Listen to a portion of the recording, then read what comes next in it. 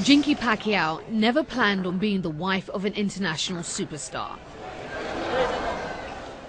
Graduate ako ng high school, and then pag nag-college ako, makapag-work ako. Yun lang yung ano ko.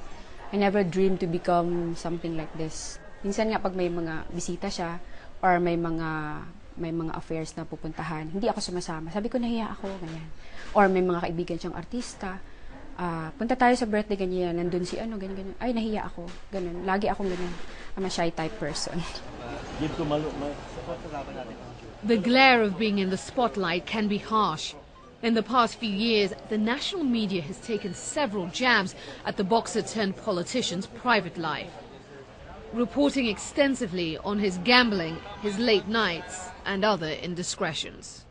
Kung hindi ka magbabago sa sarili mo, paano mo ma-manage ng mabuti ang mga nasasakupan mo? Being a leader, kailangan ikaw yung role model, di ba? Halimbawa sa probinsya mo, kailangan the people look up to you, being a family man, ganyan, God-fearing man. So, kailangan ganun ka din. Good evening.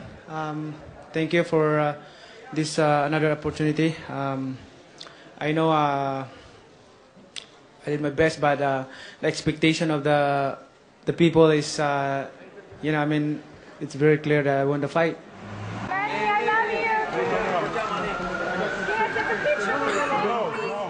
As a man's career nears its end, it's only natural to take stock and wonder what's next.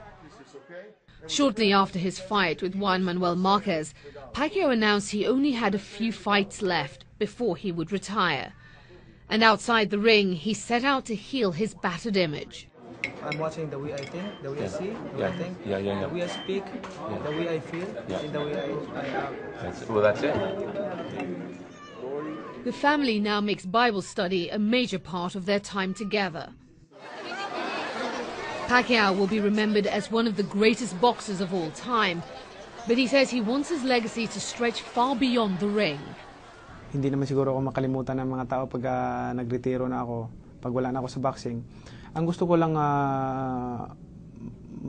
maglagay din, maalala din nila ako bilang public servant na magaling, champion din dyan pagdating sa mga ganyan, at honest sa pagsiservisyo.